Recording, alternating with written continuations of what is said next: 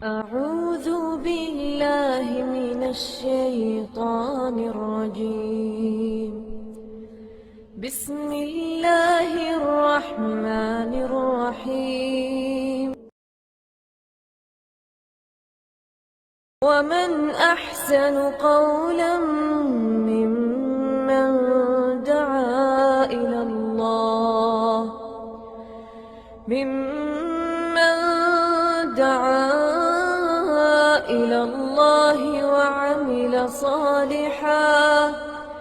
وعمل صالحا وقال إنني من المسلمين.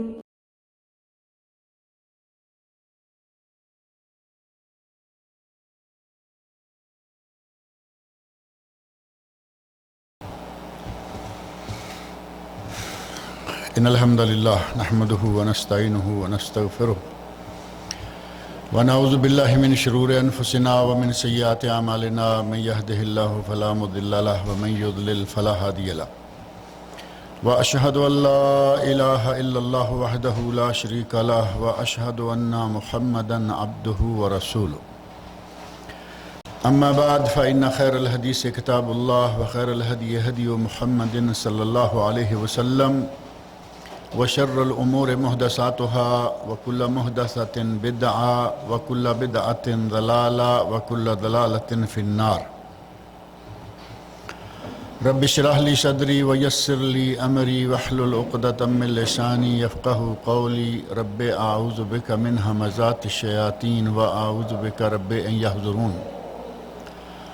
اعوذ باللہ السمیع العلیم من الشیطان الرجیم. الم تر ان اللہ سخر لکم ما فی الارض والفلک تجری فی البحر بامرہ ویمسک السماء ان تقع علی الارض الا باذنہ ان اللہ بالناس لرؤوف الرحیم وهو الذی احیاکم ثم یمیتکم ثم یحییکم ان الانسان لکفور لِكُلِّ أُمَّةٍ جَعَلْنَا مَنْسَكًا هُمْ نَاسِكُوهُ فَلَا يُنَازِعُنَّكَ فِي الْأَمْرِ وَادْعُ إِلَى رَبِّكَ إِنَّكَ لَعَلَى هُدًى مُسْتَقِيمٍ. یہ سورۃ الحج کی چند آیات ہیں جو میں نے ابھی آپ کے سامنے پڑھی ہیں، اور یہاں اللہ رب العزت نے اپنی قدرتوں کی طرف اشارہ کرتے ہوئے فرمایا ہے الم ترى ان اللہ سخر لکم ما فی الارض. کیا آپ نے دیکھا نہیں کہ اللہ نے تمہارے لیے زمین کی ہر چیز مسخر کر دی ہے.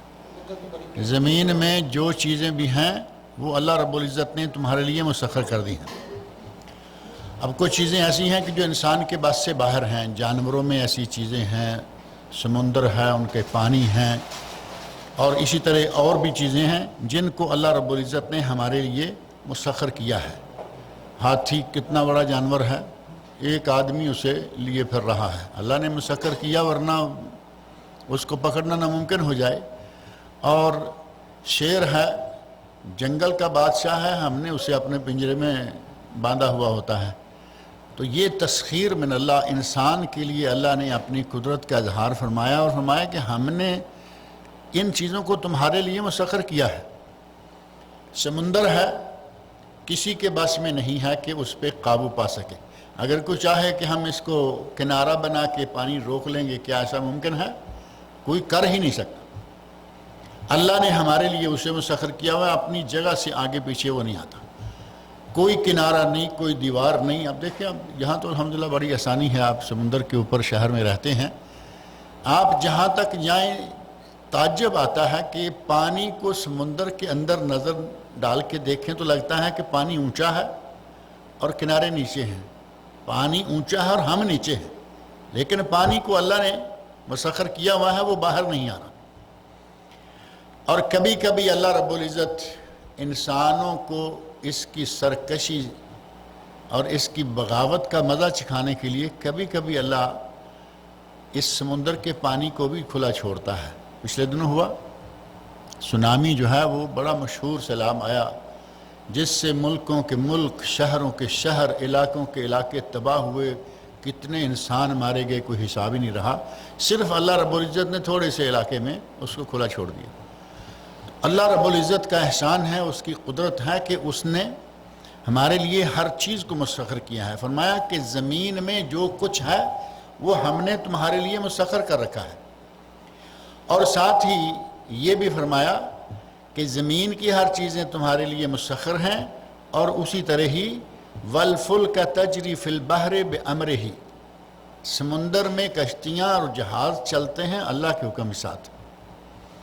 اگر کیپٹن کہے کہ میری ساری مہارت ہے یا میری ہی ساری کاریگری ہے کہ میں جہاز کو لیے پھر رہا ہوں پانی میں، اس کو میں ڈوبنے نہیں دیتا، میں اس کو، کسی کیپٹن کی کسی کی کوئی ہمت اور کوئی جرت ایسی نہیں ہے کہ وہ اپنے جہاز کو پانی پر سلامت چلا سکے جب تک اسے اللہ رب العزت کی طرف سے توفیق اور عنایت حاصل نہ ہو۔ اور اس کی مثال بھی ہمارے قریب بہت بڑی مثال جو ہے وہ گزر چکی ہے۔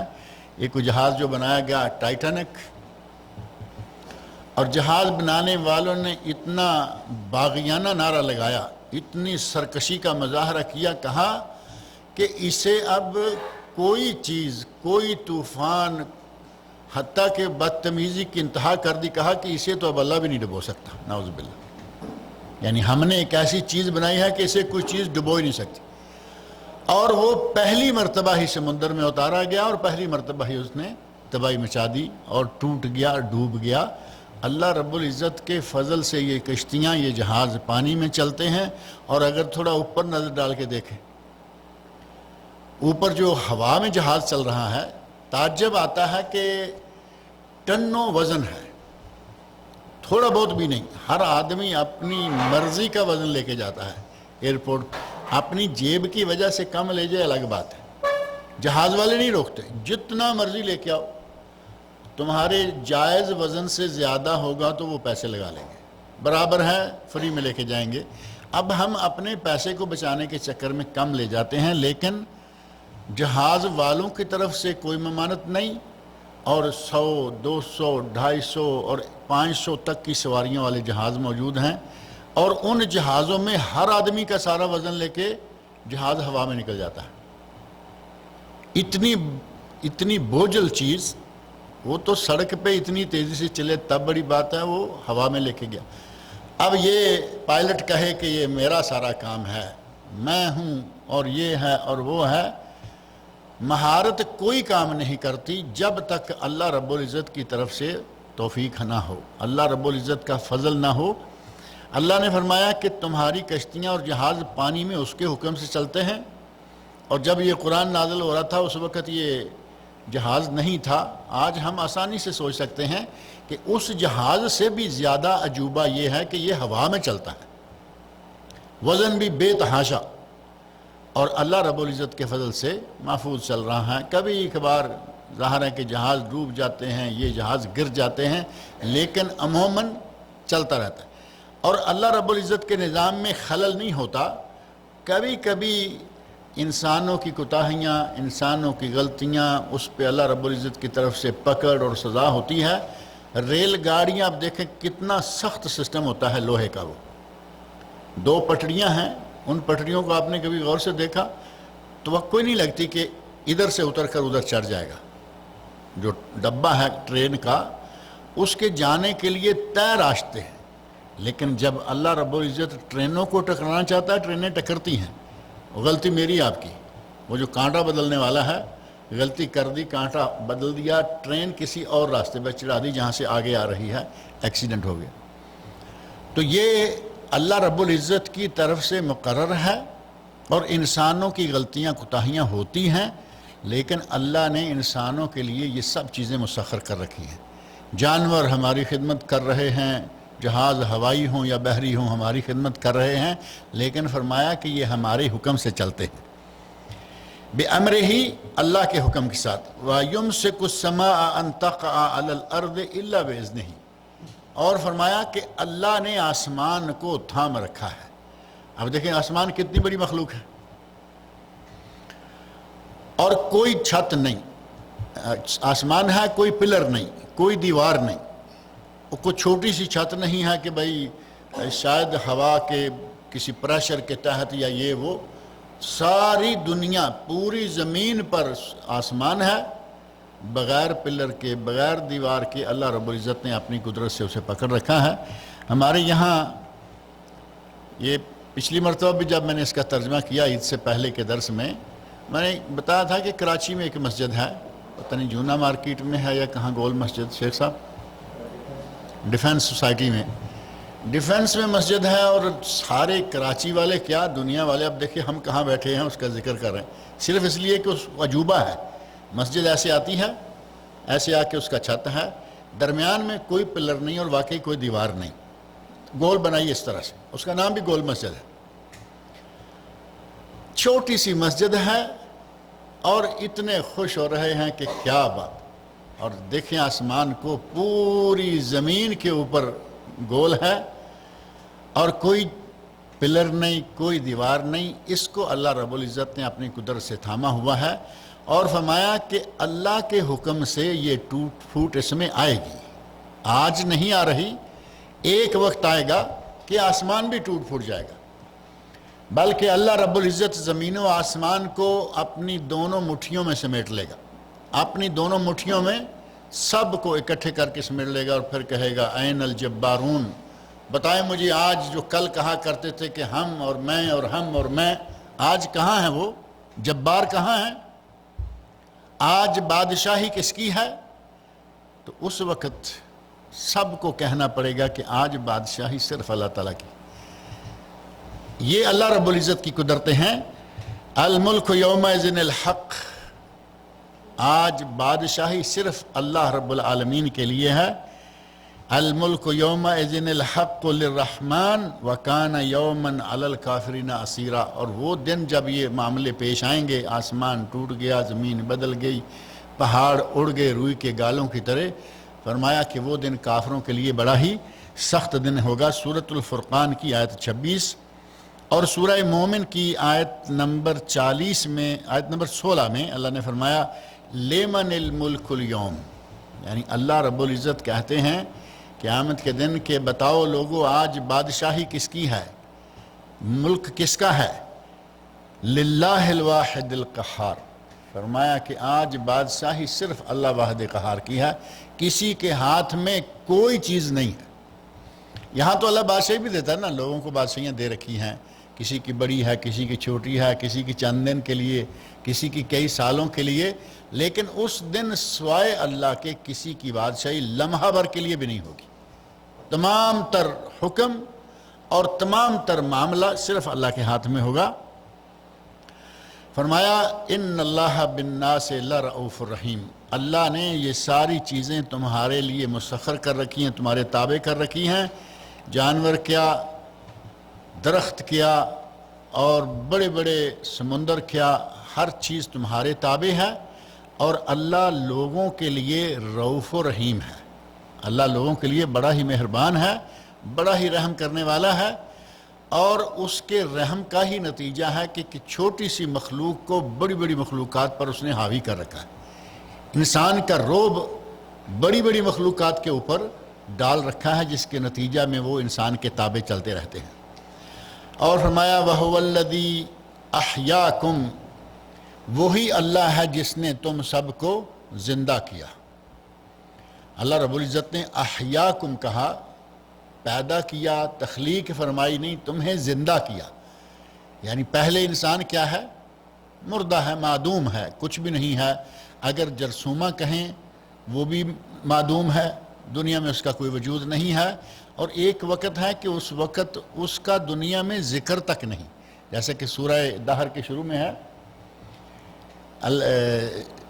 سورہ دہر کا آغاز لم یکن شیئا مذکورا، هل اتی علی الانسان حین من الدہر لم یکن شیئا مذکورا، کیا انسان پر وہ وقت نہیں آیا کہ اس کا دنیا میں ذکر تک نہیں تھا، کوئی انسان نہیں تھا، اللہ رب العزت نے انسان کو تخلیق فرمایا، اور اس کے بعد انسانوں کا سلسلہ چلنے کا۔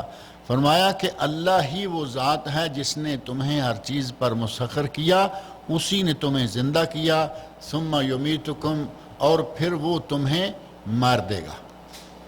آج زندہ کیا ہے، کل جب تک کسی کی زندگی لکھی ہوئی ہے وہ گزارے گا. کوئی چند دنوں چند گھنٹوں کے اندر فوت ہو جاتے ہیں. بعض بچے پیدا ہوتے ہی فوت ہو جاتے ہیں. ایک چیخ ماری دوسری چیخ آئی نہیں, فوت ہو گیا. زندہ ہونے کے پیدا زندہ ہوا ہے چیخ, اور بعد میں ڈیڈ ہو گیا. اور کوئی چند گھنٹے, کوئی چند دن, کوئی چند مہینے, کوئی چند سال, اور کوئی لمبا 1000 1500 سال, لیکن آخر مرنا ہے. موت سب کے مقدر میں, جو بھی زندہ ہے اس کے لیے موت جو ہے وہ اللہ رب العزت نے لکھ رکھی ہے. کل نفس ذائقۃ الموت, ہر جان کو موت کا مزہ چکھنا ہے. موت کا پیالہ وہ ہے, الموت کأس کل شاربوہا. یہ ایک شعر کا ٹکڑا ہے کہ موت ایک پیالہ ہے جسے ہر کسی نے پینا ہی پینا ہے. تو موت سب کو آئے گی. امت اسلامیہ کی عمریں تھوڑی ہیں, لیکن اللہ رب العزت نے بڑا احسان فرمایا کہ چھوٹے چھوٹے کاموں سے چھوٹی سی عمر میں بڑا کچھ آدمی کر سکتا ہے.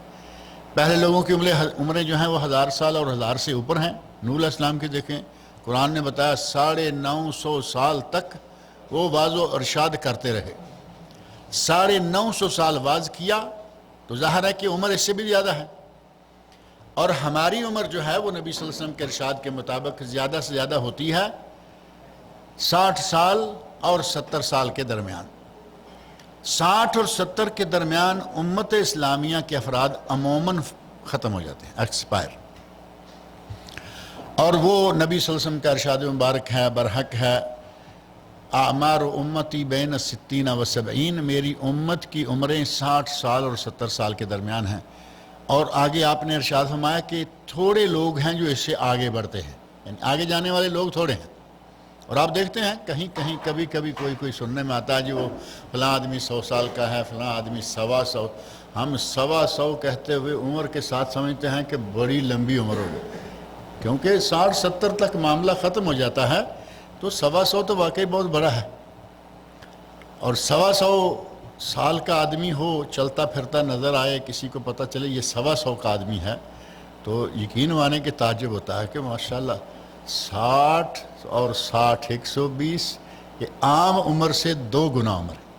اور ایسے لوگ ہیں, ایسے لوگوں میں سے ایک آدمی ہمارے رشتہ داروں میں ہے, اور آج بھی الحمدللہ تندرست و توانا ہے, چلتا پھرتا ہے, مسجد کھولتا اور بند کرتا ہے اپنے محلے کی.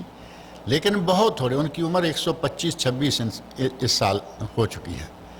اور کبھی کبھی ایسا وہ عام سے لوگ ہیں, کبھی کبھی ذرا تھوڑا کسی اخبار نویس کے قریب سے کوئی اس عمر کا گزر جائے تو اگلے دن اخبار میں موٹی خبر لگی ہوتی ہے, فلاں علاقے میں فلاں ملک میں ایک آدمی کی عمر 110 سال ہو گئی. یہ سب کیوں ہے؟ کیونکہ عمر اتنی ہوتی نہیں سوائے کسی شاذ و نادر کی. نبی اکرم صلی اللہ علیہ وسلم کے ارشاد کے مطابق 60 اور 70 سال کے درمیان عموماً لوگ فوت ہو جاتے ہیں, اور یہ ہمارے دیکھنے میں آ رہا ہے. اللہ رب العزت اس لیے فرمایا کہ ہم نے تمہیں زندہ کیا, پھر تمہیں اللہ مار دے گا. ان الانسان لکفور ثم یحییکم, پھر اٹھائے گا. تمہیں زندہ کیا, تمہیں مارے گا, تمہیں پھر اٹھائے گا. ان الانسان لکفور, بے شک انسان بڑا ہی ناشکرا ہے. انسان بڑا ناشکرا ہے کہ اس نے, اللہ رب العزت نے زندگی دی, زندگی کے ساتھ صحت دی, صحت کے ساتھ دولت دی, اور ناشکرا کیوں ہے؟ اللہ کی اتنی نعمتوں سے یہ بہراور ہے, نعمتوں کو استعمال کرتا ہے. عمر بھی نعمت, صحت بھی نعمت, دولت بھی نعمت, اور یہ سمجھتا ہے کہ یہ تو میں اپنی لیاقت سے, اپنی مہارت سے, اپنے علم سے, اپنے ہنر سے میں کما رہا ہوں, تو اس پہ اللہ کا ہمارے لیے کیا ہے. بعض لوگ اس حد تک سرکش ہوتے ہیں. اللہ رب العزت اگر کسی کو صحت نہ دے تو آدمی کمائی کا تصور نہیں کر سکتا. کمائی تو دور کی بات, آدمی کھا نہیں سکتا. کما سکنا تو بعد کی بات ہے. آدمی کسی کا کمایا ہوا کھا نہیں سکتا, منہ نہیں کھلتا, منہ کے ذریعے نوالا نہیں اندر جاتا. اور اس وقت آپ کو معلوم ہے کہیں یہاں نالیاں لگی ہوئی ہیں, کسی کو کسی طریقے سے غذا پہنچائی جا رہی ہے.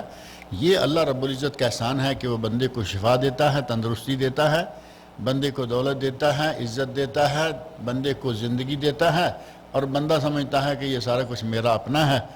فرمایا یہ انسان انتہائی ناشکرہ ہے، نعمتوں کا شکر نہیں ادا کرتا۔ اور یہی وہ آیت ہے جس کے بارے میں بعض روایات میں آتا ہے کہ آدمی فوت ہوتا ہے، قبر میں جب اس کی لاش رکھنے لگتے ہیں تو اس وقت یہ پڑھا جاتا ہے منہا، وہ ایک دوسری آیت ہے اس میں پورے الفاظ ہی یہی ہیں، منہا خلقناکم وفیہا، منہا خلقناکم وفیہا نعیدکم ومنہا نخرجکم تارۃ اخری، اسی مٹی سے ہم نے تمہیں بنایا، اسی میں تمہیں لوٹا دیا جا رہا ہے اور اسی سے تمہیں اٹھا لیا جائے گا۔ یہ آیت میت کو قبر میں رکھتے وقت پڑھی جاتی ہے، اور وہی حقیقت جو ہے وہ یہاں اس آیت میں بھی آ گئی کہ اللہ ہی وہ ذات ہے جس نے تمہیں زندہ کیا، وہی ذات ہے جو تمہیں مارے گی، اور وہی ذات ہے تمہارے دوبارہ اٹھائے گی اور تم سے اپنا حساب و کتاب لے گی۔ لِكُلِّ أُمَّةٍ جَعَلْنَا مَنْسَكًا، ہم نے ہر امت کے لیے ایک راستہ بنا دیا ہے، ایک طریقہ بنا دیا ہے۔ منسک کا معنی طریقہ ہے، اور یا کہہ لیں کہ ہر آدمی کے لیے ہم نے، ہر امت کے لیے شریعت بنا دی ہے۔ اب موسیٰ علیہ السلام کی شریعت کیا تھی؟ ان کی کتاب تورات۔ موسیٰ علیہ السلام کی امت آل بنی اسرائیل، اور حضرت عیسیٰ علیہ السلام جو عیسائی ہیں، بنی اسرائیل کا ایک حصہ عیسائی ہیں، ان کی شریعت کیا ہے؟ انجیل۔ ان کی تورات، ان کی انجیل، پہلے حضرت داؤد علیہ السلام کی زبور، اور ہمارے لیے قرآن کریم۔ اللہ رب العزت فرمایا ہم نے ہر کسی کے لیے منسک، ہر کسی کے لیے شریعت، ہر کسی کے لیے طریقہ مقرر کر دیا ہے۔ ہم ناسکو ہو، ہر کوئی اپنی اپنی شریعت پر چلنے والا ہے۔ پہلی شریعتیں اب منسوخ ہوئیں کیونکہ نئی شریعت رسول اللہ صلی اللہ علیہ وسلم کی آ گئی۔ اب نہ کسی کی نبوت، نہ کسی کی شریعت، نہ کسی کی کتاب، نہ کسی کا حکم، حتیٰ کہ نبی صلی اللہ علیہ وسلم ارشاد فرماتے ہیں لو کان موسیٰ حیًّا، وہ واقعہ بڑا مشہور ہے نا، حضرت عمر فاروق رضی اللہ عنہ تورات کے کچھ اوراق ہیں وہ ہاتھ میں پکڑے ہوئے پڑھ رہے ہیں، کسی نے توجہ نہیں کی، نبی صلی اللہ علیہ وسلم کی مجلس میں بیٹھے ہوئے ہیں، حضرت ابوبکر صدیق رضی اللہ عنہ نے دیکھا کہ نبی صلی اللہ علیہ وسلم کا چہرہ مبارک سرخ ہوتا جا رہا ہے، تو حضرت عمر فاروق کے ہاتھ میں کاغذ دیکھ کر وہ فوراً سمجھ گئے، وہ ہیں اصل میں رازدان بیت نبوت، بیت نبوت کے رازدان تھے حضرت ابوبکر رضی اللہ عنہ، فوراً پہچانا، کہا عمر تم دیکھ نہیں رہے کہ نبی صلی اللہ علیہ وسلم کا چہرہ مبارک کتنا ناراضگی سے سرخ ہوتا جا رہا ہے؟ انہوں نے وہ کاغذ فوراً رکھے، کیونکہ وہ کوئی اس پہ ظاہر ہے کہ عمل کی نیت سے نہیں، ایسے پڑھ رہے تھے، کاغذوں کو رکھا، ہمارا اللہ اور اللہ کے رسول پر ایمان ہے، اپنے عہد کی تجدید کی، اور نبی صلی اللہ علیہ وسلم نے اس وقت فرمایا تھا لو کان موسیٰ حیًّا، یہ تو کاغذ ہیں تورات کے پرانے پھٹے پرانے، اگر کبھی خود موسیٰ علیہ السلام بھی آ جائیں، لو کان موسیٰ حیًّا لما وسعہ الا اتباعی، تو انہیں بھی میری اطاعت کے سوا کوئی چارہ کار نہ ہوتا، موسیٰ بھی آ جاتے تو انہیں میری اتباع کرنی پڑی، میری تابعداری کرنی پڑتی۔ اور حضرت عیسیٰ علیہ السلام آئیں گے، یہ تو مسلمانوں کا عقیدہ ہے نا کہ عیسیٰ علیہ السلام نازل ہوں گے، اللہ نے آسمان پہ انہیں اٹھایا ہوا ہے، آئیں گے 40 سال دنیا میں رہیں گے۔ اگر نبی اکرم صلی اللہ علیہ وسلم کے زمانے میں موسیٰ علیہ السلام آئیں تو اتباع کن کی کریں گے؟ نبی صلی اللہ علیہ وسلم کی، اور عیسیٰ علیہ السلام آئیں گے تو اتباع کن کی کریں گے؟ نبی صلی اللہ علیہ وسلم۔ کتاب اللہ اور سنت رسول، شریعت مصطفیٰ پر انہیں بھی چلنا ہوگا، حتیٰ کہ پہلی نماز جو آ کے جو پڑھی جائے گی وہ بیت اللحم مسجد کے مینار پر اتارے جائیں گے۔ اللہ رب العزت کی قدرتیں دیکھیں، آسمان سے جو مسجد کے مینار تک اتار سکتا ہے وہ نیچے مسجد میں بھی تو اتار سکتا ہے، لیکن ایک نشانی تھی اور وہ پوری اسی طرح ہوگی کہ مسجد کے مینار پر اتارے جائیں گے، انہیں اتارا جائے گا، اب مینار سے نیچے بندے لوگ اتاریں گے ان کو، اور نماز کا وقت ہوگا، انہیں جماعت کرانے کے لیے آگے بڑھنے کا کہا جائے گا کہ آپ ہمیں جماعت کروائیے، کیونکہ جو لوگ نماز پڑھنے والے ہیں ان کو معلوم ہے کہ عیسیٰ علیہ السلام نبی ہیں، لیکن عیسیٰ علیہ السلام کو معلوم ہے کہ میں بحیثیت نبی نہیں آ رہا، مجھے اللہ رب العزت نے اس نبی کی امت میں سے امت میں نازل کیا یا دوبارہ بھیجا ہے، وہ کہیں گے نہیں، اس امت کا امام اس امت میں سے ہی ہوگا، اور اس وقت اس امت کا امام جماعت کرائے گا اور عیسیٰ علیہ السلام پیچھے نماز پڑھیں گے۔ پہلی نماز کی جماعت وہ نہیں کرائیں گے، بعد میں پھر جماعت کراتے رہیں گے، لیکن ایک مرتبہ یہ ثابت کر دیں گے کہ میں نبی بن کے نہیں آیا، میں نبی بن کے نہیں آیا، جماعت تم کراؤ، اور جماعت جو ہے وہ مسجد میں سے جو امام ہیں وہ کرائیں گے۔ اللہ رب العزت نے ہر کسی کے لیے شریعت بنائی، لیکن شریعت مصطفیٰ آنے کے بعد پہلی شریعتیں منسوخ ہو گئیں، کیونکہ آپ کافۃ للناس، کافۃ للناس بشیر و نذیرہ، اللہ رب العزت نے تمام لوگوں کے لیے بشیر و نذیر یعنی نبی بنا کے بھیجا ہے۔ اب یہ نہیں ہے کہ عیسائی اپنی کتاب لے کے بیٹھ جائے، یہودی اپنی کتاب لے کے بیٹھ جائے، کسی کی کتاب نہیں چلے گی، کسی کی نبوت نہیں چلے گی، اگر چلے گی تو صرف نبی صلی اللہ علیہ وسلم کی نبوت چلے گی۔ اور شاید پچھلے درس میں نے ذکر کیا تھا، ہمارے کچھ بھائی اناد اور ضد کی بھی انتہا ہوتی ہے، ہمارے بعض بھائی اناد میں ضد میں آ کر اس حد تک آ جاتے ہیں، کہتے ہیں کہ عیسیٰ علیہ السلام نازل ہوں گے تو وہ فقہ حنفی کو نافذ کریں گے۔ اگر انہیں اپنی شریعت نافذ کرنے کی اجازت نہیں تو فقہ حنفی کیسے نافذ کریں گے؟ وہ تو امام ہیں، وہ تو نبی بھی نہیں تھے۔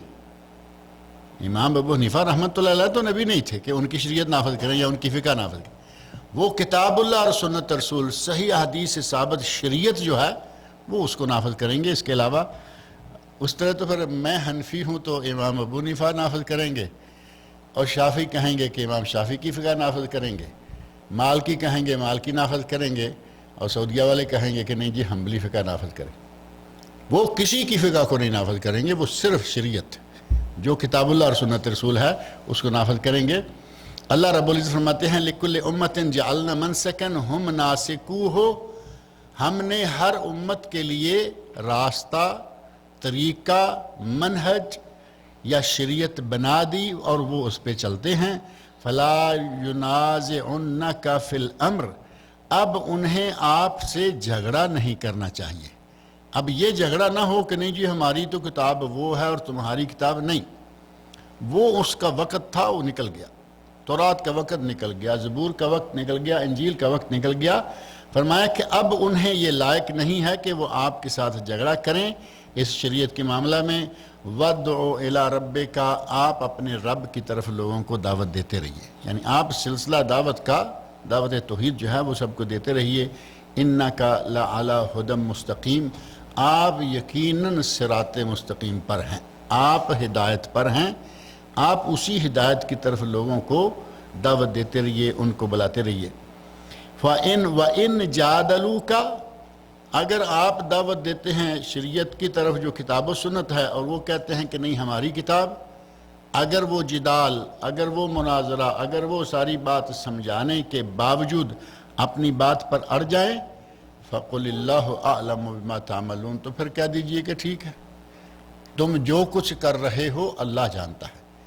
یعنی ہم نے اپنی ذمہ داری پوری کر دی، تمہیں توحید کی دعوت دے دی، تمہیں کتاب اللہ قرآن کریم کی طرف دعوت دے دی، آخری نبی کی شریعت سنت کی طرف دعوت دے دی، تم اس کے باوجود اگر اڑے ہوئے ہو، اللہ عالم بما تعملون، تو اللہ جانتا ہے تم کیا کر رہے ہو، وہ تمہارا حساب کتاب جو ہے وہ کر لے گا۔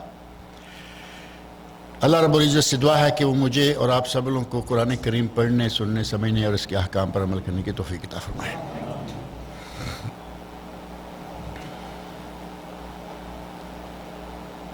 اسی سے متعلقہ ایک آیت ہے آگے، اللہ یحکم بینہم یوم القیامہ، یعنی عیسائی، یہودی، مسلمان جو یہاں دنیا میں لڑ جھگڑ رہے ہیں، ان میں اللہ قیامت کے دن اللہ خود فیصلہ کرے گا جو جن باتوں میں یہ اختلاف کرتے ہیں۔ اس کا ترجمہ تفسیر انشاءاللہ اگلے درس میں پڑھیں گے۔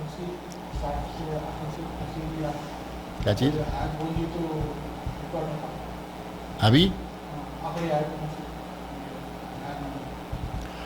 آخری آیت جو ہے وہ ہے 68۔ ان الحمدللہ والصلاة والسلام علی رسول اللہ وعلی آلہ وصحبہ اجمعین ومن تبعہم بإحسان الی یوم الدین، اما بعد، بسم اللہ الرحمن الرحیم۔ وعن ابن عمر رضی اللہ تعالی عنہما قال قال رسول اللہ صلی اللہ علیہ وسلم احلت لنا میتتان ودمان فأما المیتتان فالجراد والحوت وأما الدمان فالکبد والطحال اخرجہ احمد وابن ماجہ وفیہ ضعف۔ یہ حدیث مسند امام احمد میں ہے اور سنن ابن ماجہ میں ہے، اور مسند امام احمد اور سنن ابن ماجہ کی روایت کی جو سند ہے اس کی طرف حافظ ابن حجر اسقلانی رحمۃ اللہ علیہ نے، جو کہ کتاب کے مؤلف ہیں، انہوں نے اشارہ کر دیا کہ اس روایت کی ان دونوں کتابوں میں جو سند ہے اس میں ضعف ہے، لیکن یہ حدیث ضعیف نہیں۔ سند میں ضعف ہے لیکن یہ حدیث دوسری کتابوں میں 2-3 اور کتابوں میں بھی ہے، اور ان کتابوں میں ضعف کا جو سبب ہے وہ نہیں ہے، یعنی وہ روایت موقوف ہیں لیکن سند کے اعتبار سے صحیح ہیں، اور صحابی اگر کہے نا کہ ہمارے زمانے میں ایسے ہوتا تھا، وہ حلت لنا ہمارے لیے حلال کی گئی، تو حلال کرنے والا کہنے والا کون ہو سکتا ہے؟ نبی ہی ہو سکتے ہیں نا، اس کا حکم مرفوع کا حکم ہوتا ہے۔ اسی طرح ہے امرنا، ہمیں حکم دیا گیا ہے۔ اگر صحابی یہ کہے اور اس کے نیچے بات آ جائے نبی صلی اللہ علیہ وسلم کا ذکر نہیں کرتا تو یہ حدیث بھی مرفوع شمار ہوگی کہ نبی کا ارشاد ہے امرنا، ہمیں حکم دیا۔ حکم دینے والا صحابی کو کون ہو سکتا ہے؟ نبی اکرم صلی اللہ علیہ وسلم۔ نہینا، ابھی بہت ساری احادیث ایسی آتی ہیں، امرنا ہمیں حکم دیا گیا، نہینا ہمیں منع کیا گیا، اور یہاں ہے احلت ہمارے لیے حلال کی گئی، وحرمت اور ہمارے لیے حرام کی گئی۔ یہ کلمات جس روایت میں آتے ہیں وہ مرفوع ہوتی ہے، اور اس کا ظاہر لگتا ہے کہ موقوف ہے، یعنی صحابی تک پہنچتی ہے، نبی صلی اللہ علیہ وسلم تک نہیں گئی، لیکن عملاً اور حکماً وہ مرفوع ہوتی ہے، نبی صلی اللہ علیہ وسلم کا ارشاد ہوتا ہے۔ اس روایت کے علاوہ جو دوسرے طرق ہیں، امام بیہقی رحمۃ اللہ علیہ نے اپنی سنن کبریٰ میں بھی اس حدیث کو ذکر کیا، اور اس کی روایت جو ہے اس کی سند بھی بالکل صحیح ہے۔ معنی یہ کہ صرف امام بیہقی والی نہیں، وللحدیث طرق اخرى، یعنی اس حدیث کی اور بھی سندیں ہیں، ملا جلا کے یہ حدیث سند کے اعتبار سے صحیح اور قابل عمل ہے۔ اس حدیث میں حضرت عبداللہ بن عمر رضی اللہ عنہما، جو نبی صلی اللہ علیہ وسلم کے مشہور صحابی اور حضرت عمر فاروق رضی اللہ عنہ کے بیٹے ہیں، وہ راوی ہیں، وہ کہتے ہیں احلت لنا میتتان و دمان، ہمارے لیے 2 مردار اور 2 خون حلال کیے گئے ہیں۔ قاعدہ کلیہ یہ ہے کہ میت حرام ہے، مردار حرام ہے، جیسا کہ قرآن کریم میں اللہ تعالیٰ نے فرمایا نا حرمت علیکم المیتۃ والدم ولحم الخنزیر، وہاں میتہ کو پہلے نمبر پر ذکر کیا گیا سورہ مائدہ میں کہ تمہارے لیے مردار کو حرام قرار کیا، حرمت علیکم المیتہ، اور یہاں نبی صلی اللہ علیہ وسلم فرماتے ہیں کہ مردار میں سے 2 چیزیں ہمارے لیے حلال کی گئی ہیں، یعنی سارے مردار حرام ہیں سوائے 2 مرداروں کے، اور وہ 2 مردار کون کون سے ہیں؟ فرمایا فالجراد والحوت، ایک ہے ٹڈی اور ایک ہے مچھلی۔ اب ٹڈی جو ہے، ایک ٹڈی گھروں میں باقی مکڑی جس کو ہم کہتے ہیں، جالا بنتی ہے، ایک مکڑی کپڑا کاٹتی ہے، یہ مراد نہیں ہے۔ ٹڈی سے مراد ہے ٹڈی دل۔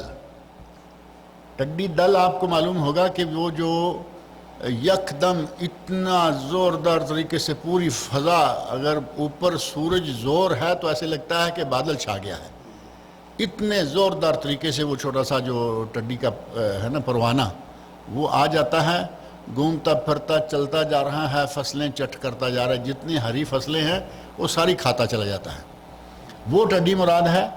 وہ ٹڈی اگر گردن توڑتے ہیں آپ تب بھی حلال ہے، اور اگر اس کی گردن ٹوٹی ہوئی مل گئی باغ میں پکڑنے میں، شکار کے دوران اس کو شکار جب کرتے ہیں تو وہ جال کے ذریعے ایسا اس وقت بھی کسی کی گردن ٹوٹ سکتی ہے۔ فرمایا کہ اس کی گردن ملے اور تم توڑو تب بھی حلال، ٹوٹی ہوئی ملے تب بھی حلال، کیونکہ ٹوٹی ہوئی ملی تو مردار ہو گئی، تب بھی حلال۔ اور امام مالک رحمۃ اللہ علیہ نے یہاں ایک سمجھے کہ الگ سے استثناء کیا ہے، کہا کہ نہیں، اگر گردن ٹوٹی ہوئی ملی مردار کی حالت میں تو وہ حلال نہیں، اور اگر آپ پکڑ کے توڑتے ہیں تو پھر حلال ہے۔ جبکہ یہ حدیث سراسر ان کے خلاف ہے۔ امام مالک کا فتویٰ اپنی جگہ اور رسول اللہ صلی اللہ علیہ وسلم کی یہ حدیث جو ہے وہ اپنی جگہ کہ یہاں نبی صلی اللہ علیہ وسلم نے مردے کو حلال قرار دیا، اب پکڑ کے ایسے کیا تو وہ تو حلال کرنے والی بات ہو گئی نا، اور اس کا حلال کرنا یا اس کا ذبیحہ ہے ہی نہیں، لہذا چاہے وہ گردن کٹی ہوئی ملے اور چاہے گردن سمیت ملے اور آپ توڑیں اور اس کو صاف کریں، وہ ہر حال میں حلال ہے۔ امام مالک رحمۃ اللہ علیہ کا فتویٰ حدیث کے خلاف ہے، یہ حدیث امام مالک کے فتوے کو رد کرتی ہے۔ اور دوسری چیز ہے مچھلی، مچھلی آپ کو زندہ مل گئی تب بھی حلال ہے، ہل رہی ہے، اب آپ اس کو کاٹیں گے، گردن توڑیں گے یا کاٹیں گے، کچھ بھی کریں گے، صفائی کریں گے اور اس کے چانے مانے نکالیں گے، اگر پہلے سے وہ پڑی ہوئی ملی کہ وہ مری ہوئی ہے، مردہ ہے، اللہ کے نبی فرمایا مردہ حلال ہے، مچھلی کا مردہ بھی تمہارے لیے حلال ہے، تو اس کا معنی اور کیا ہوگا؟ اگر آپ نے کاٹ کے اس کو مارا ہے تو وہ تو مردہ نہیں تھی نا، وہ تو صحیح تھی۔ اگر خود بخود مری، کبھی ایسا ہوتا ہے کہ پانی زور کا آیا سمندر میں، زور کی طغیانی آئی اور پانی نے بڑی بڑی مچھلیوں کو باہر پھینک دیا، پانی واپس چلا گیا، مچھلی ریت میں پھنس گئی، ایسا ممکن ہے اور ہوتا رہتا ہے۔ آپ دیکھتے ہیں کئی مرتبہ سمندر پہ جاتے ہوئے چھوٹی چھوٹی مچھلیاں، بڑی مچھلیاں سوکھی پڑی ہیں۔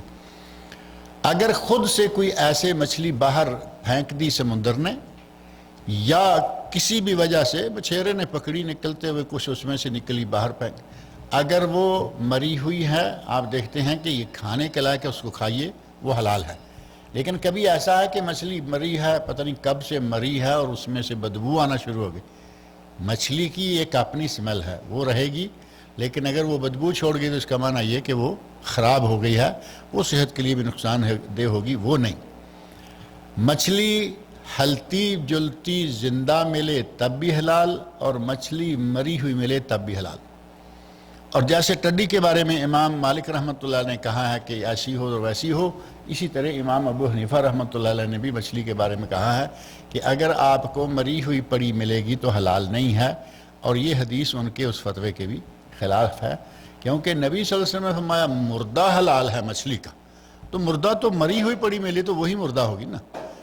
نبی صلی اللہ علیہ وسلم کے ارشاد میں بالکل صراحت موجود ہے، اور ان دونوں چیزوں کے لیے ذبیحہ نہیں، جیسے کہ گردن کاٹ کر بکری کی، بھیڑ کی، اونٹ کی، گائے کی، اس کی گردن کاٹ کے اس کو ذبح کیا جاتا ہے، ان کے لیے وہ ذبیحہ بھی نہیں ہے۔ مچھلی ہے تب بھی اس کا گلا مروڑ دیتے ہیں یا چھری سے کاٹ دیتے ہیں، اور بسم اللہ اللہ اکبر وغیرہ ان چیزوں پہ کوئی نہیں۔ لہٰذا نبی اکرم صلی اللہ علیہ وسلم کے ارشاد کی روح سے دو مردے حلال ہیں، ایک ٹڈی پتہ نہیں آپ لوگوں کے علاقوں میں کیسے آتی ہوگی، کبھی کسی نے پکڑی پکائی ہے یا نہیں، ذرا چھوٹی سی چیز ہے، اللہ عالم کوئی لوگ کھاتے پکاتے ہوں گے یا، لیکن اللہ کے نبی نے حلال قرار دی، اور مچھلی تو خیر لوگ کھاتے رہتے ہیں۔ صحابہ کرام کا ایک واقعہ آپ کے علم میں ہوگا، ایک مچھلی ملی دریا پہ پڑی ہوئی کنارے پہ باہر، اور اتنی بڑی تھی کہ صحابہ کی فوج کئی دن مچھلی کھاتی رہی۔ اس مچھلی کا گوشت نکال کر الگ کر کے جو سنٹر والا بڑا کانٹا ہے، جب اتنی بڑی مچھلی تھی تو وہ کانٹا ایسا تو نہیں ہوگا نا کہ کاٹتے ہوئے ٹوٹ گیا ہوگا، گوشت کاٹنے کے بعد کانٹا اتنا بڑا رہ گیا کہ اس کو صحابہ آخر انسان ہی تو تھے نا، ایسے کہا کہ اس کو سیدھا تو کرو ذرا، ایسے اس کو رکھا گیا، اس کا درمیانی کانٹا اتنا بڑا تھا کہ اس کے نیچے سے اونٹ گزر سکتا تھا، یعنی اس طرح کا انداز جو دیا اس کو کہ یہ ساری وہ مچھلی ہے، اس کے کانٹے کو اتنا اونچا، اس سے وہ پل ٹائپ جگہ بن جاتی تھی کہ اس کے نیچے سے اونٹ گزر سکتا تھا، اور صحابہ نے مری ہوئی پڑی لی اور کھائی، اور کئی دن کھائی، اور ہمارے مولوی کہیں کہ نہیں جی ہمیں چلتی پھرتی نظر آئے گی تبھی کھائیں گے، تو یہ نبی صلی اللہ علیہ وسلم کے ارشادات کے بارے میں لاپرواہی کہیں، ضد تو نہیں ہم کہتے، وہ امام تو ضد نہیں کرتے تھے، لیکن آج کل والے ضد کرتے ہیں، آج کل والے مولوی جو ہیں وہ باقاعدہ ضد میں آ کے اڑ کے کرتے ہیں کہ نہیں جی یہ نہیں ہو سکتا۔ اور دو خون حلال ہے، خون حرام ہے، حرمت علیکم المیتۃ والدم ولحم الخنزیر، سورہ مائدہ والی اسی آیت میں پہلے نمبر پر مردار اور دوسرے نمبر پر خون، اور یہاں نبی صلی اللہ علیہ وسلم نے 2 خون بھی حلال قرار دے دیے. خون مطلقاً قرآن نے حرام قرار دیا، لیکن نبی صلی اللہ علیہ وسلم نے 2 طرح کے خون کو حلال قرار دیا. اور 2 طرح کا وہ خون کیا ہے؟ فالکبد والطحال. وہ 2 خون ہیں، ایک ہے جگر اور ایک ہے تلی. جگر اور تلی، تلی جو ہے وہ بھی خون کا مجموعہ ہے. جگر بھی اور تلی بھی، یہ دونوں چیزیں خون کا مجموعہ ہیں، لیکن ہمارے لیے حلال ہیں. اس کو کاٹیں، خون تو جمع ہوا ہے نا وہ، لیکن ہے خون ہی. اس کو کاٹیں، صاف کریں اور اس کو بھونیں، پکائیں. ہمارے عید کے میرا خیال ہے عید کے دن سب سے پہلے اسی سے آغاز کرتے ہیں نا.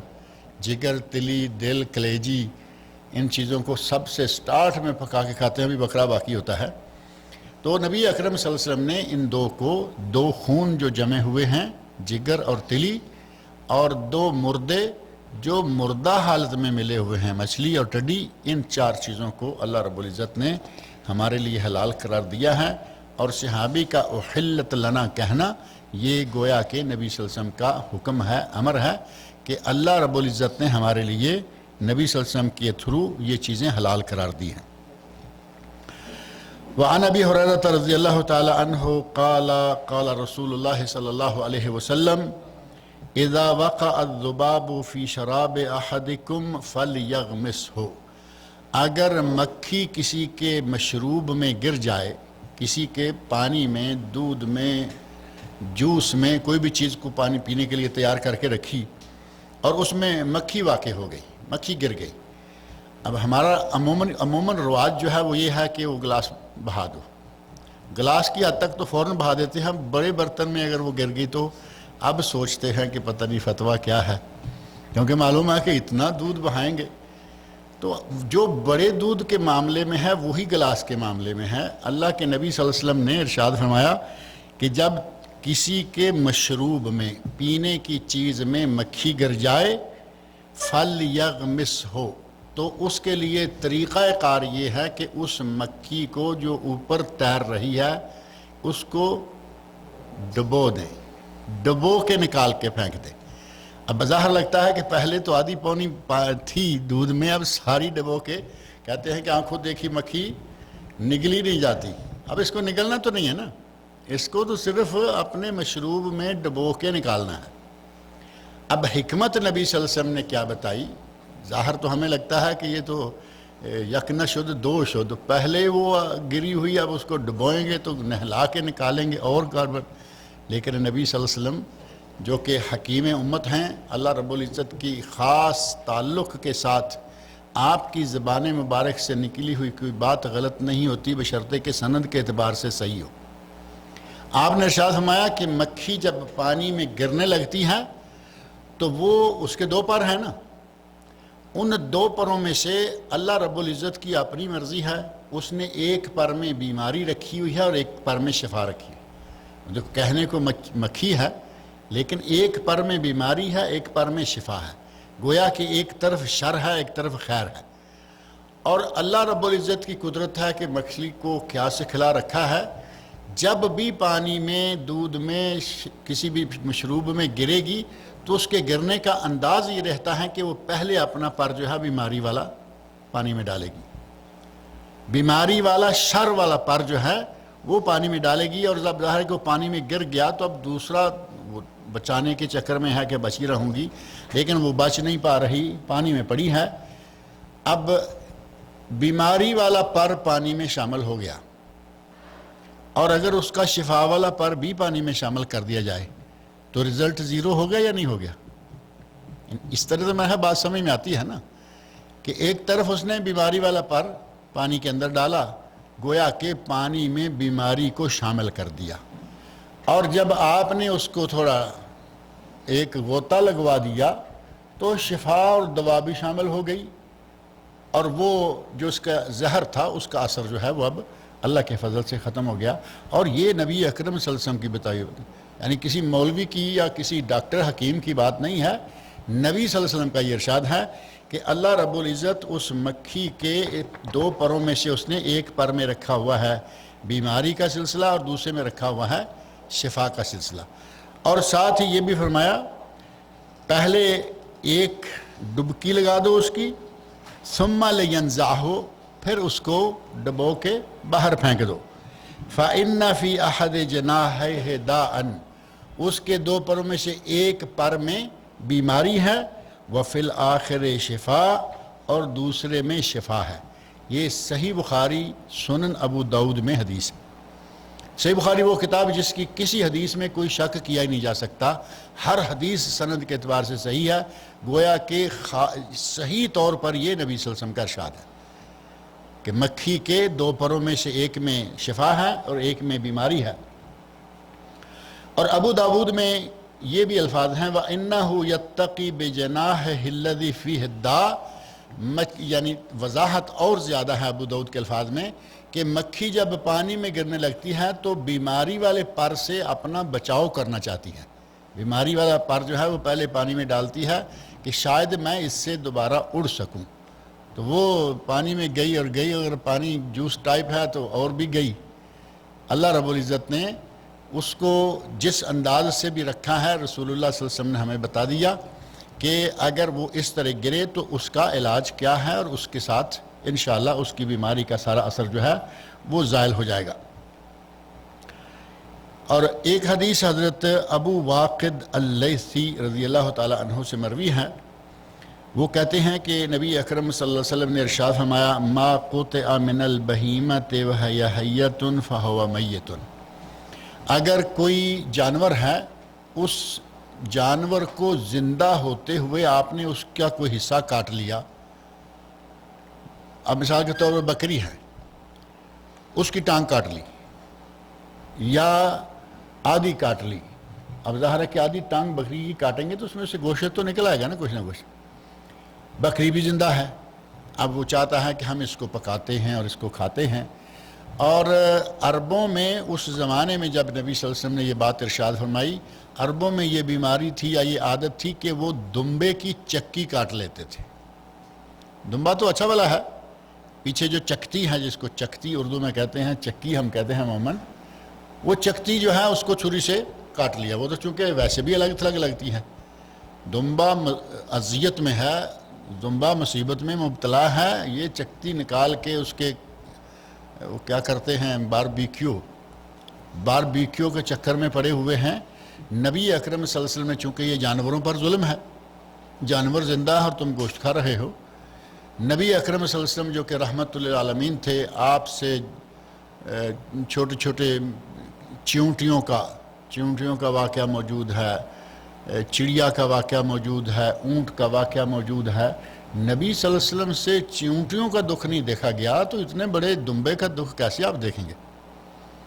آپ نے فرمایا ما قطع من البہیمۃ وہی حیۃ فہو میت، اگر کوئی زندہ جانور کا کوئی حصہ کاٹ کے پکانا چاہے، کھانا چاہے، وہ حرام ہے۔ میت کا معنی مردار ہے، اصل جانور زندہ ہے، اگر ذبح کر کے وہی ٹکڑا کاٹیں گے تو حلال ہے، وہ مردار نہیں ہے۔ لیکن جانور زندہ ہے، ذبح کیے بغیر اس کا کوئی حصہ چکتی وغیرہ کاٹ رہے ہیں تو فرمایا وہ مردار ہوگا، وہ حرام ہوگا، وہ جائز نہیں ہوگا، اس کا کھانا جائز نہیں ہوگا۔ حضرت حذیفہ یہاں تک عمومی مسائل تھے کہ کیا کیا چیزیں حلال ہیں، کیا کیا چیزیں حرام ہیں، اور ابھی باب شروع ہو رہا ہے باب الآنیہ، برتنوں کے بارے میں۔ برتنوں میں سے بھی کچھ جائز، کچھ ناجائز، کچھ برتن جھوٹے، کچھ صاف ستھرے، ان کا الگ سے پھر حکم شروع ہو جاتا ہے کہ وہ برتن جس کے بارے میں نبی اکرم صلی اللہ علیہ وسلم فرما دیا کہ اس برتن میں کھانا جائز نہیں ہے، تو گویا کہ برتن موجود ہے اس میں کھا پی نہیں سکتے، اور جس کے بارے میں آپ نے فرمایا اس میں کھائیں اور پئیں ہمارے لیے حلال ہے، چاہے پہلے وہ کبھی کسی زمانہ میں غلط بھی تھا۔ حضرت حذیفہ بن یمان رضی اللہ تعالی عنہ بیان فرماتے ہیں کہ نبی صلی اللہ علیہ وسلم نے ارشاد فرمایا لا تشربوا فی آنیۃ الذہب والفضہ، سونے اور چاندی کے برتنوں میں مت کھاؤ پیو۔ سونے اور چاندی کا برتن بنا ہوا ہے، خوبصورت ہے، لیکن نبی صلی اللہ علیہ وسلم نے اس میں کھانے پینے سے منع فرما دیا۔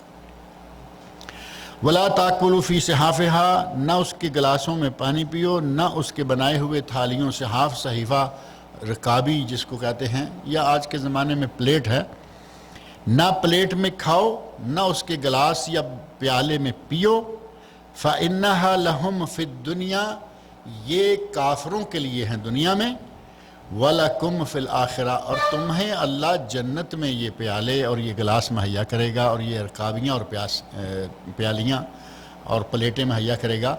آپ نے فرمایا کہ یہ دنیا میں کافروں کے لیے اور آخرت میں مومنوں مسلمانوں کے لیے۔ اب جو مسلمان ہوتے ہوئے سونے چاندی کی چیزوں میں کھائے گا اور پیے گا، اس کے بارے میں کیا کہا؟ نبی سے فرماتے ہیں کافروں کے لیے۔ اور آج کے دور میں ہمارے یہاں آہستہ آہستہ یہ پرانا جاہلانہ سلسلہ پھر شروع ہوتا نظر آ رہا ہے۔ کہیں یہ جو کعوے والا دلہ ہے، دلہ لفظ ہمارے یہاں تو بڑا برا سا ہوتا ہے نا، ہمارے یہاں تو دلہ گالی ہے، لیکن یہاں کعوے کا جو تھرماس ہے، قہوے والا تھرماس، عربی قہوے والا، اس کو دلہ کہتے ہیں۔ یہاں اب سونے کے دلے میسر ہیں، سونے کے دلے۔ اب ظاہر ہے کہ سونے کے دلے میں کھانا پینا ہوگا یا نہیں، اور یہ بڑی بڑی مجلسوں میں اس کو استعمال کیا جاتا ہے۔ اسی طرح ہمارے یہاں بھی کچھ جام وام ایسے آ گئے ہیں جو سونے اور چاندی کے بنے ہوئے ہیں۔ نبی اکرم صلی اللہ علیہ وسلم نے فرمایا کہ یہ دنیا میں کافروں کے لیے ہیں، آخرت میں مومنوں میں، یعنی دنیا میں کھانا کافرانہ کام ہے۔ کہنے کو مسلمان ہے، دیکھنے کو مسلمان ہے، لیکن سونے چاندی کے برتنوں میں کھاتا پیتا ہے، تو وہ نام کا مسلمان ہے، کام کا کافر ہے۔ اللہ رب العزت سے دعا ہے کہ وہ ہمیں نبی اکرم صلی اللہ علیہ وسلم کے ارشادات کو پڑھنے، سننے، سمجھنے اور ان پر عمل کرنے کی توفیق عطا فرمائے۔ یہ سلسلہ انشاءاللہ جاری رہے گا۔ کیکڑا ایک ہوتا ہے جانور، وہ زندہ مردہ کیکڑا جو ہے نا، جس کو ربیان شاید کہتے ہیں عربی میں، روبیان میں ایسا دونوں جب اس کا ایسا پکڑنے کا ایسا پکڑنے کا اس کا بہرحال اس کے بارے میں میرے علم میں نہیں، لیکن ایک ہے جس کو کیکڑا لولو میں، تو وہ تو وہی ہے ربیان۔ ربیان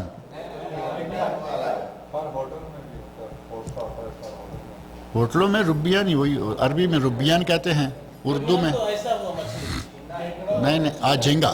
جھینگا ایک کیکڑا ہوتا ہے، اس کو دونوں طرف پاؤں ہوتے ہیں بہت زیادہ۔ اچھا آؤ مجھے نظر تو دکھتا ہے وہ مچھلی کے کھاتے ہیں، مچھلی کی کوئی قسم شمار کرتے ہیں۔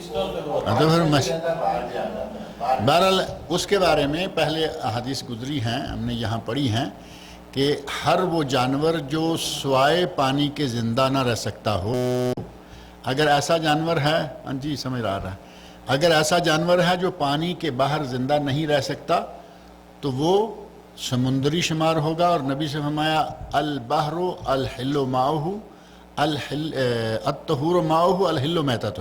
اس بلوغ المرام کی پہلی حدیث وہی ہے کہ اگر سمندری جانور ہے تو وہ پاک ہے، چاہے کوئی جانور ہے، کسی شکل کا ہے، مچھلی اکیلی نہیں، چاہے کوئی جانور ہے، اور اس کا پانی پاک ہے۔ یعنی اگر کوئی کہے کہ میں وضو کروں یا نہاؤں، پتہ نہیں کیسا، نہائیں پاک، پئیں پاک، پی تو میں کہہ سکتے نہیں کیونکہ کافی نمکین ہوتا ہے، وہی نا، پینا تو مشکل ہے، لیکن یہ کہ وہ تو کیکڑا بھی اگر ایسا ہے کہ باہر نکلتا ہے پھر پانی میں رہتا ہے، لیکن مستقل باہر وہ جی نہیں سکتا، اگر ایسا ہے تو پھر وہ بھی یقیناً حلال ہے۔ اور یہاں جو آپ کہہ رہے ہیں دکانوں میں باقاعدہ مچھلی کے ساتھ بکتا ہے، تو اس کو مچھلی کی نسل میں سے شمار کیا گیا۔ بہت ساری چیزیں ہیں ہمارے یہاں تو شاید دیکھنے کو اور کھانے کو کوئی نہیں چاہتا ہوگا۔ ایک ہے خبز البحر، شاید آپ نے سنا ہوگا، وہ خبز کا معنی ہے بریڈ یا روٹی، مچھلی ہے لیکن وہ ایسے ہی ہے جیسے گول روٹی ہے، چلتی پھرتی، اس کی ٹانگیں چھوٹی موٹی کہاں ہیں، وہ ہے۔ ایک ہے حسان البحر، وہ گھوڑے کی طرح ہے، پورا فرس گھوڑا۔ تو یہ ساری چیزیں مچھلی کی اقسام میں سے شمار کرتے ہیں اور ان کو کھاتے ہیں، اور یقیناً یہ اگر دکانوں میں بک رہا ہے تو اس طرح اس لیے ہوگا کہ یہ خشکی کا جانور نہیں ہوگا، یہ پانی کا جانور ہے، تو پھر وہ حلال ہے۔ پانی الگ، دریا سمندر الگ نہیں، کسی بھی پانی میں جو سمندر یا دریا یا جھیل کسی پانی کے بغیر نہیں رہتا وہ حلال ہے، اور جو باہر چھوڑ دیں تب بھی جائز ہے، اندر چھوڑ پانی میں رکھیں تب بھی چلتا ہے، وہ نہیں، وہ چونکہ سمندری شمار نہیں ہوتا۔ مچھلی ہے، نہیں آدمی کھاتی، آدمی تو ہمیشہ نہیں کھاتی، آدمی مل جائے تو کھاتی ہیں، اگر تو ہمیشہ آدمی کھاتی ہوتی تو حلال نہ ہوتی۔ عام اصول کیا ہوگا، کیونکہ خنزیر کے بارے میں تو صاف صاف پتہ چل گیا کہ اس کو نہیں کھا سکتے، تو عام طور پہ سارے جانور تو نہیں کھائے جاتے۔ نہیں، میں اس لیے کہہ رہا ہوں کہ نبی صلی اللہ علیہ وسلم نے جو اصول بتایا ہے، یہی بلوغ المرام کی پہلی حدیث، شاید جو لوگ پہلے دن موجود تھے انہیں معلوم ہوگا، پہلی حدیث ہی یہی تھی۔ صحابی کہتے ہیں یا رسول اللہ ہم سمندر میں سفر کرتے ہیں اور ہمارے ساتھ زیادہ پانی، خشکی کی بات نہیں ہے، یہ بات ہے ساری کی ساری صرف سمندری جانور کی، اور چونکہ جتنے بھی سمندر سے متعلقہ کیڑے مکوڑے ہیں نا، یہ دیکھیں یہ پہلی حدیث ہے بلوغ المرام کی۔ حضرت ابو ہریرہ رضی اللہ عنہ بیان فرماتے ہیں قال رسول اللہ صلی اللہ علیہ وسلم فی البحر، سمندر کے بارے میں صحابہ نے پوچھا کہ ہم سمندر میں جاتے ہیں، ہمارے ساتھ تھوڑا سا پانی ہوتا ہے، اگر اس سے وضو کریں تو پینے کے لیے نہیں بچے گا، اور اگر پیتے ہیں تو وضو سمندر کے پانی سے کرنا پڑے گا، کیا سمندر کا پانی پاک ہے یا نہیں؟ تو آپ نے ارشاد فرمایا هو الطہور ماؤہ، سمندر کا پانی پاک ہے۔ طہور کا معنی ہوتا ہے جو خود پاک ہے اور وضو کے لائق ہے، کپڑا دھونے کے لائق ہے۔ والحل میتتہ، اور سمندر کا مردہ حلال ہے، یعنی سمندر کا کوئی بھی جانور۔ اب یہاں آ کے بات آتی ہے کہ جانور کی آپ نے وہ نسل یا وہ قسم دیکھنی ہے جو صرف پانی میں رہ سکے۔ سمندر کا معنی سمندر بھی نہیں، الغرض ہے پانی۔ جو جانور صرف پانی میں زندہ رہتا ہے، پانی کے باہر نہیں رہتا، وہ حلال ہے۔ اس کی شکل کیا ہے، اس کا رنگ کیا ہے، اس چیز سے کوئی غرض نہیں ہے۔ سوال ہے کہ شوال کے روزے 3 ہے اور زیادہ نہیں رہ پا رہے تو کیا کرنا؟ 3 رکھ لیے، ہاں تو اگر باقی نہیں رکھتا کوئی تو نفل ہیں، کوئی بات نہیں ہے۔ اگر پورے کر لے 6 تو سارے سال کے روزوں کا سن۔ اب بعد میں رکھنے سے تو کوئی منع نہیں کرتا نا۔ نبی صلی اللہ علیہ وسلم نے فرمایا ہے کہ رمضان کے روزے رکھے اور بعد کے 6 اور رکھ لے۔ اب شوال میں 6 نہیں پورے ہوئے، اگلے مہینے میں اور 3 کر لے، 6 تو ہو گئے، اور انشاءاللہ تعالی الحسنہ بعشر امثالہا، نبی صلی اللہ علیہ وسلم نے فرمایا، اور من جاء بالحسنہ فلہ عشر امثالہا، یہ قرآن کریم میں موجود ہے۔ جو ایک نیکی کرے گا اسے 10 گنا ثواب ملے گا۔ 3 تو پہلے رکھ لیے اور 30 دن ہو گئے اس کے، اور 3 اگلے مہینے میں جا کے رکھ لیے، 30 اس کے بھی ہو گئے، سال تو پورا ہو گیا۔ لیکن نبی صلی اللہ علیہ وسلم کا جو وہ ارشاد ہے اس پہ پورا عمل نہیں ہوا، ثواب انشاءاللہ تعالی 2 مہینوں کا مل جاتا ہے۔ اللہ تعالیٰ نے ایک عمل کی توفیق عطا فرمائے۔ اگلی مرتبہ ذرا جلدی آئیے، زیادہ آئیے، اور کرسی شیخ صاحب ہمیں ذرا تھوڑی زیادہ لگوا دیں، درمیان میں بار بار کرسی لینے کے لیے کوئی نہ کوئی جاتا رہا لاتا رہا۔ اللہ تعالیٰ ذائقہ دے، کھانا آپ لوگوں کا آیا ہوا ہے۔ پہلے نمبر پر تو یہ ہے کہ لوگ کہتے ہیں کہ نبی صلی اللہ علیہ وسلم حاضر ناظر ہیں، تو پھر سلام یہیں کریں، اور پہنچ گئی۔ اب کسی کے ہاتھ سلام بھیجنے کا معنی یہ ہوا کہ نبی صلی اللہ علیہ وسلم حاضر ناظر نہیں ہے۔ اگر کوئی آدمی یہ مانتا ہے تو پھر ٹھیک ہے، اور اگر وہ نبی صلی اللہ علیہ وسلم کو حاضر ناظر بھی مانے اور پھر بھی سلام بھیجے مدینہ میں کسی کے ہاتھ، تو اس کا معنی ہوا کہ اس کو تو نہ آگے کا پتہ ہے نہ پیچھے کا۔ یہ بھی کہتا ہے کہ نبی حاضر ناظر ہیں اور سلام بھی بھیجتا ہے۔ اور جہاں تک تعلق ہے سلام بھیجنے کا، اب مثال کے طور پر آپ کسی کو، مجھے کہتے ہیں کہ بھئی تم جا رہے ہو مدینہ میں، ہمارا سلام پیش کر دینا۔ نبی اکرم صلی اللہ علیہ وسلم نے ارشاد فرمایا ہے ان للہ ملائکۃ سیاحون، اللہ رب العزت نے فرشتے مقرر کر رکھے ہیں جو سیر و سیاحت کرتے ہیں، زمین میں چلتے پھرتے رہتے ہیں۔ جو نبی صلی اللہ علیہ وسلم پر صلاۃ و سلام پڑھتا ہے، سلام کہتا ہے، وہ نبی صلی اللہ علیہ وسلم کو پہنچا دیتے ہیں۔ اب بتائیے میرا سلام پہنچانا اچھا ہے یا فرشتے کا سلام پہنچانا اچھا ہے؟ وہ پاک باز مخلوق لا یعصون اللہ ما امرہم ویفعلون ما یؤمرون، وہ اللہ کی کسی معاملہ میں نافرمانی نہیں کرتے، جو اللہ کہتا ہے وہی کرتے ہیں۔ اتنی مقدس اور پاک مخلوق آپ کا سلام پہنچائے، اور کہاں میرے جیسا گنہگار پہنچے۔ اگر یہ باتیں ذہن میں رکھیں تو پھر پہنچانے کی ضرورت نہیں ہے، وہ فرشتے لے کے جاتے ہیں، سب کا لے کے جاتے ہیں۔